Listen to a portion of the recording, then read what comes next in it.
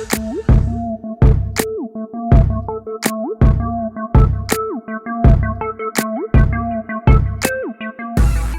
up, YouTube? It's your girl DeeDee. Welcome back to the channel. So I'm back with another reaction video for you guys. Now, in this particular video, we have some white folks now who are finally telling the truth about them being the highest recipients of welfare. Now, this has been a conversation for quite some time where people go back and forth with who are the welfare queens and who's getting this and who's getting that. But I want you to hear what they have to say, also as it relates to this white privilege that a lot of people talk about. I want to hear their take on this, and I want to get your thoughts in the comments. So make sure you chime in. I want to hear what you think about this conversation. Make sure you are subscribed to the channel. It is free to subscribe, share and like the video, and hit that notification bell to be notified when I upload new content. All right, so we're gonna go ahead and hop right into the video. Here we go. You want to talk about white privilege? I was born dirt poor. Roaches in our food, mattresses on the floor, eviction notices taped to the doors, kind of poor. My parents, their side hustle was beating me and my siblings bloody. I missed more meals than I can count. When we did eat, it was ramen, canned foods, or whatever we could steal from the gas station.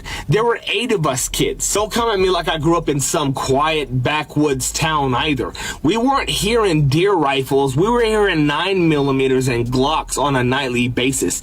Not because we were hunting, because we were dodging stray bullets in the inner city. I had a baby as a teenager, thought maybe I could break the cycle, went to college, flunked out quick. Life was swinging before I even had a chance to plant my feet. Then the military came knocking, promised me structure, a future, and a way out. What I got? Another flavor of hell. Straight out of basic, they shipped me to Afghanistan. 19 years old, couldn't buy a beer back home, but I could carry a rifle, kick in doors, and watch friends die in pieces. Now, ooh, baby, this is a lot. This is a lot. And I think a lot of times, especially as Black people, we think about our struggle and how we were raised and, you know, coming out the projects and coming up, in hard times. A lot of times we don't think about the other side. You know, a lot of times people attribute privilege to white folks. And a lot of times you don't understand that there are more, they outnumber us and there are way more them than us. And a lot of them aren't, they weren't born with the silver spoon in their mouth. A lot of them come up poor, dirt poor. And so, but we often hear, oh, white people, like they got it made in the shade and that they have all the resources and they have all the money, but it's a lot of them that are dirt poor and have been dirt poor for quite some time. So I think it's interesting hearing his perspective, because some people get it twisted and they forget, and you just think, oh, just Black people that's had the poor experience, and it's not that cut and dry, and it's not true. Let's continue. Home to a wife who had cheated on me while I deployed, ended in divorce, missed my baby's first steps, first words, first everything. I got the title dad, but only for 2 days every other week when the courts allowed me. So I drank, I numbed it out, I drowned it in alcohol and women, hopped from job to job, security, government contracts, even worked with the feds for a minute, but it all fell apart. I ended up homeless, ashamed, alone, and broken. Now, I've been sober for 4 years, been through more therapy than most folks can stomach, read hundreds of books, and here's what I figured out. As bad as I have had it, if I was Black, I probably wouldn't have survived it. That ain't an opinion, that's truth. Black Americans make up 13% of the population, but 38% of the prison population. 1 in 3 Black boys born today, they're expected to end up behind bars. That ain't by accident, that is policy. That's centuries of systemic racism passed off as justice. The 13th Amendment did not abolish slavery, it rebranded it. It says slavery is legal as punishment for a crime. That's why we got corporations making billions off of prison labor while folks inside earn cents an hour if they're lucky. This took a different turn. I wasn't expecting him to take it there. Now, out of everything that he's mentioned about his life and how he grew up, he still was able to point out what black people, the injustices of black people and what black people go through. But as black individuals, I see a lot of people, and I'm not going to say that it's all, I see a lot of black people who would not do that, who would be incapable of doing what he just did by pointing out their own atrocities or their hardships or whatever you want to call it, but still empathize with the other side. We don't see as black Americans, a lot of us, and I'm just saying it's not all, don't do that. We take we accept what we've experienced, but we also, it's like we want everybody to feel sympathy and sorrow for us, but we don't have that same grace for anybody else. And I know that there are injustices and racism exists, and yeah, black people were did dirty for sure. There's no denying it. But we got to also understand that is not everybody that committed those atrocities towards black people. That's not every white person.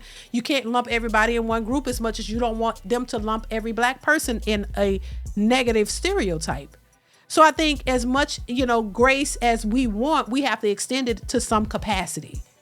I'm not going to say to everybody, but we got to do it in some capacity, because you got to understand that everybody on that side is not the devil and is not evil and has not committed atrocities against you. And, everybody didn't have the same experiences that a lot of people, a lot of us have a lot of similar things in common, more than we like to believe.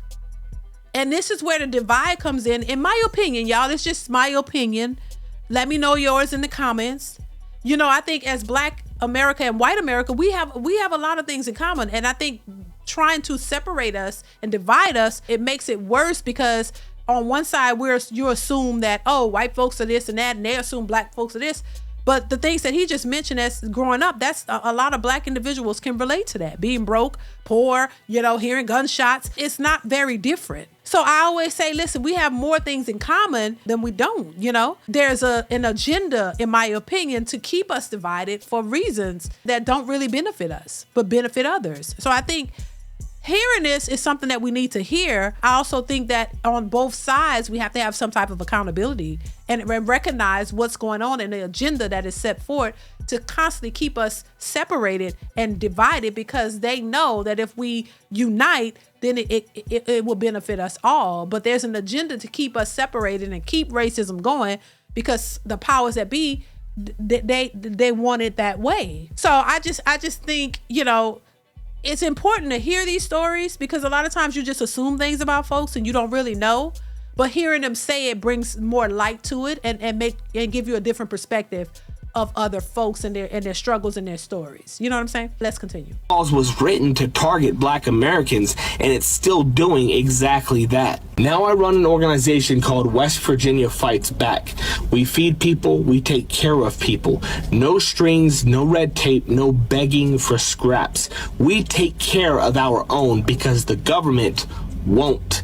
My dream? A Fights Back chapter in every damn state. Abolish the prison industrial complex. Burn the cage down. Build something real in its place. Fred Hampton said, you can jail a revolutionary, but you cannot jail the revolution. This is not about shame. This is about responsibility. If you've had the privilege of not being targeted by the system, you've got the duty to help tear it down. In America, there is a misconception about who is on welfare. Now, let me just say this. There is no one program in the United States that constitutes welfare. There are many social programs in the United States that are part of what the United States calls the social safety net, which is really not much of a safety net at all when you consider the meager benefits that people receive. So what I've decided to do is look quickly at the statistics from the last census. Now, this holds true going back, but actually in the last 20 years, it has increased. The number of people receiving public benefits of some sort or another has increased amongst one particular demographic, and that is amongst white people. 20 years ago, 61% of all the people receiving public benefits of some kind in the United States were white people. Today, or as of 2022, or as the last census, 76.2% of all the people receiving some form of public benefit were white people. And the rest were people of color, 13%, people of Asian extraction, 6%, give or take, and people of Hispanic, somewhere down in the middle there. So let's just talk about what constitutes public benefits. So I'm going to read this list here, and this is what makes up all of welfare, if you will, in the United States. Medicaid, SNAP, WIC, free or reduced price school meals, SSI, TAANF, energy aid, rental subsidies, unemployment compensation, and assorted other programs. So 40 million people in the United States live in poverty, and that number approximately is the number of people who receive public benefits of some kind. And of course, that varies when you include Social Security recipients, Medicare, et cetera, which is not it's an earned benefit. So I'm going to eliminate that for the moment.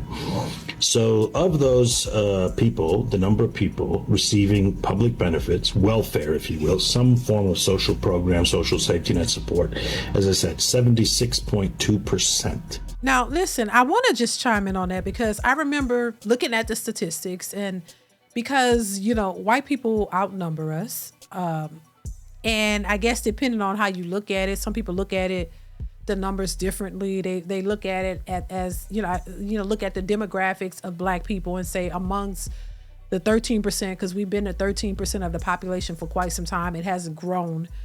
And that amongst the 13% of our population, a large majority of us, of black people are on some sort of public assistance or, in some type of program. But when you look at the overall numbers, because, other white demographic is, way larger, you would think it would be clear to understand that they outnumber us, in population, but also outnumber us in the amount of public assistance that they get. There are people who argue against that and say that's not true, but it's always been the truth. And to be quite honest, they were the recipients of those programs way before black people were even allowed to be on them. So they were the ones getting Section 8. Section 8 and all of that wasn't created for black people. It was created for white women. And so they were getting into these programs way before black people knew anything about it or could even be a part of it. So they were the ones who were getting it. They still outnumber us when it comes to being on food stamps, Medicaid, all of the programs that he mentioned. They outnumber us, and there's a lot of them on those benefits. But some people tend to say that is not the truth, and that somehow black people get the majority of that. And I never just saw the numbers add up. That it just didn't make sense that people would argue against that to think that, black people outnumbered white folks when it comes to all of this public aid.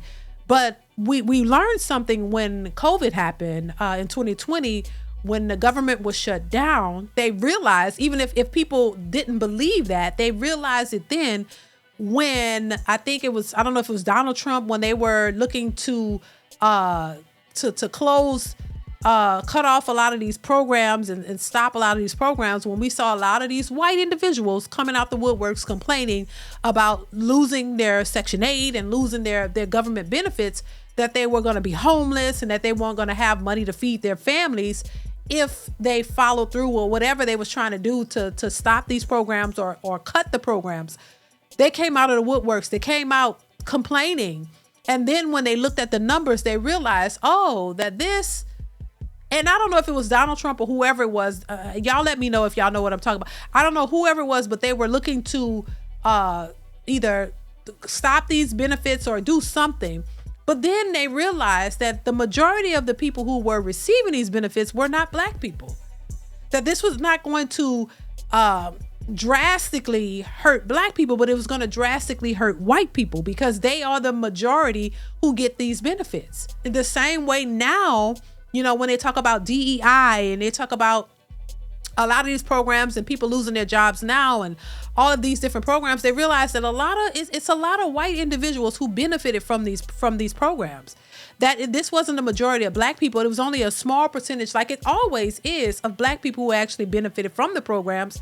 That it was the majority of them who actually got the programs. The same way we look at a lot of the farmers, the white farmers who are struggling now because they're not getting these farmer subsidies. And this was how they were running their farms and able to stay afloat.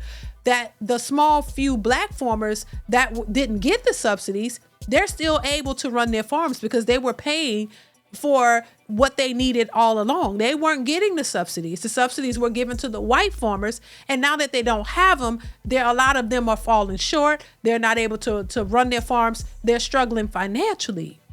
So, you know, it's not about shaming or guilting and all of that. It's about just calling a spade, looking at it for what it really is, because a lot of times people fight against their own interests, thinking that it's going to affect blacks, when in actuality, it affects themselves. And I think with Donald Trump getting in office and doing everything that he's doing, this is another moment that we see all of this actually taking place. We see it in real time.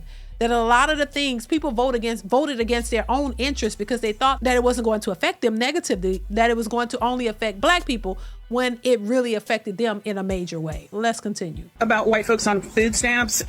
And one thing I kept seeing was that welfare was created for white people. I knew that it was created during the New Deal, so I did some more research because I didn't really know the whole story, and I thank you guys for responding and helping me learn stuff. So during the Great Depression is when we saw the beginning of things like Social Security, unemployment insurance. But here's the kicker. When Franklin Roosevelt built those programs, he had to make deals with Southern Democrats in Congress, the same folks who were big fans of Jim Crow, to get the support of these racist white Southern politicians.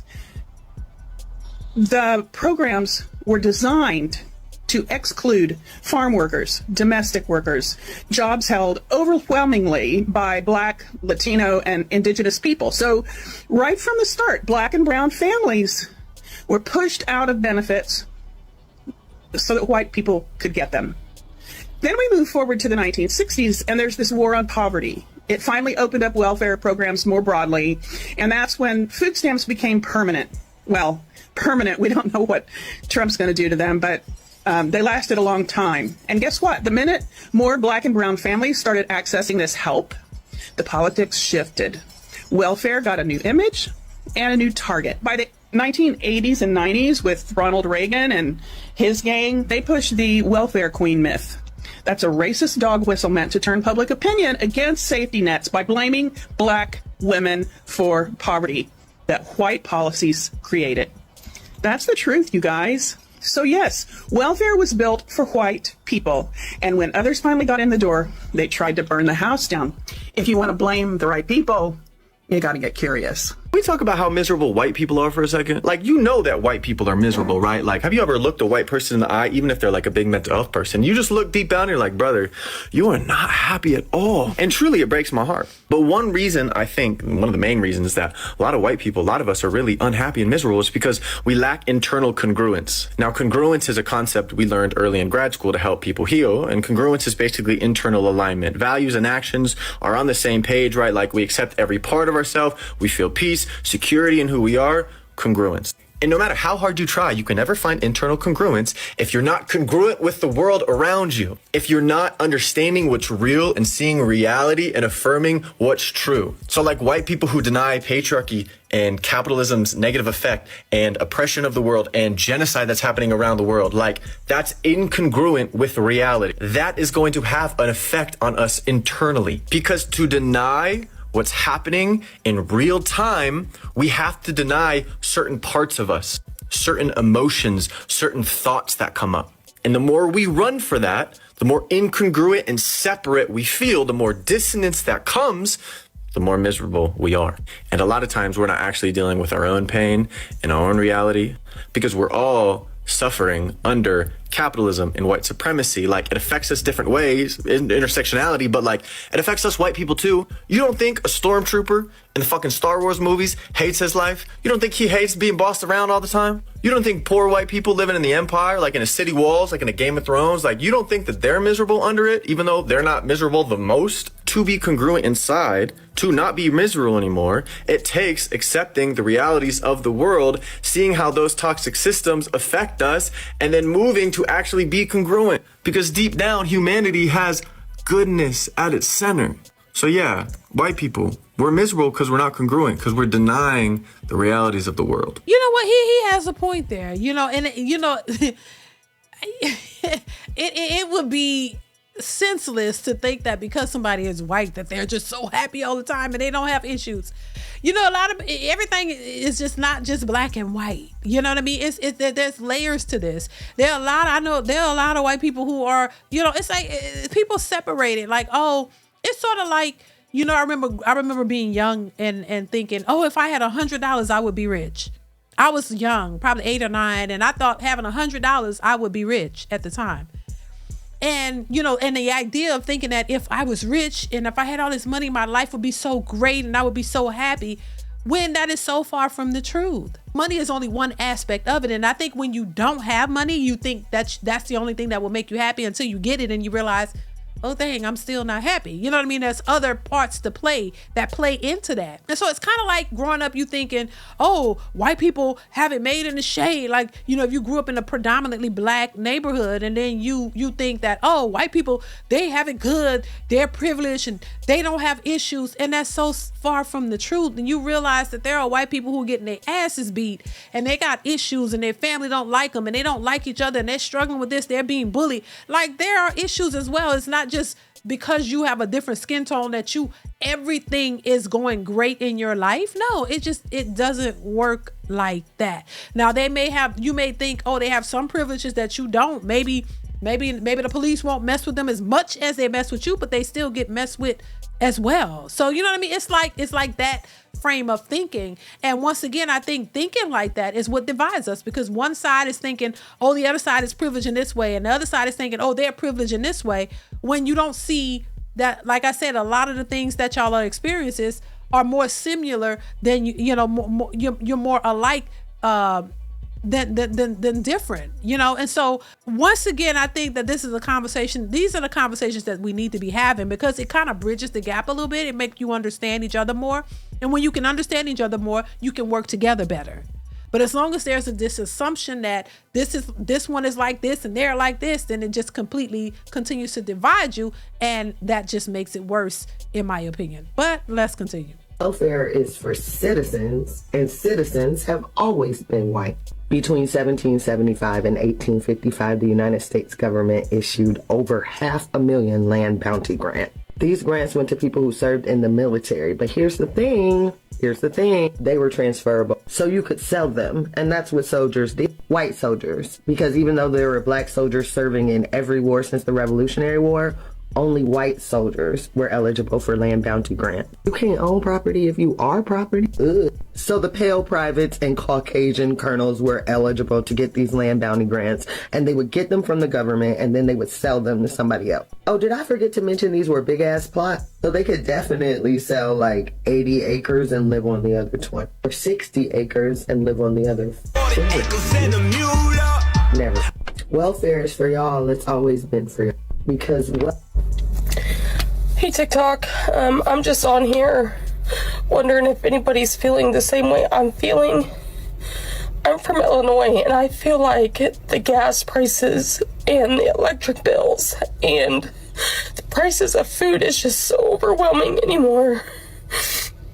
Like, I'm wondering if anybody else is feeling like they're drowning and they can't get out. I work overtime and I cannot get above water. I mean, I literally have no gas for next week. It was either that or get a few groceries to get by. I hit my local food pantries I'm just wondering if anybody else feels like they're drowning. Yeah, it's rough. You know what I mean? And a lot of people are feeling it. And it's not just a racial thing, it's everybody. You know, so a lot of people are feeling it in some way, shape, or form. So, you know, once again, like I said, it's an issue, and hopefully there's something that could be done to lower prices and hopefully get more people back working, and so that the economy can grow and get to a better place, because right now it is difficult for a lot of people. You know, once again, this is not a time to divide each other. It's a time to come together, because we're all in it together. Like, everyone is feeling it. But listen, I'm gonna leave it here. I want to know your thoughts on this particular video. Please chime in. I want to know what your thoughts are on the economy, the whole welfare queen situation, the fact that white folks are coming out, you know, admitting that they have been the biggest recipients of welfare. What's your thoughts on it? It's something that you already knew. I want to hear your take on it. Let me know your thoughts in the comments below. So make sure you chime in. Keep the conversation going. I want to hear what you guys have to say. And I will see y'all in the next one. Bye.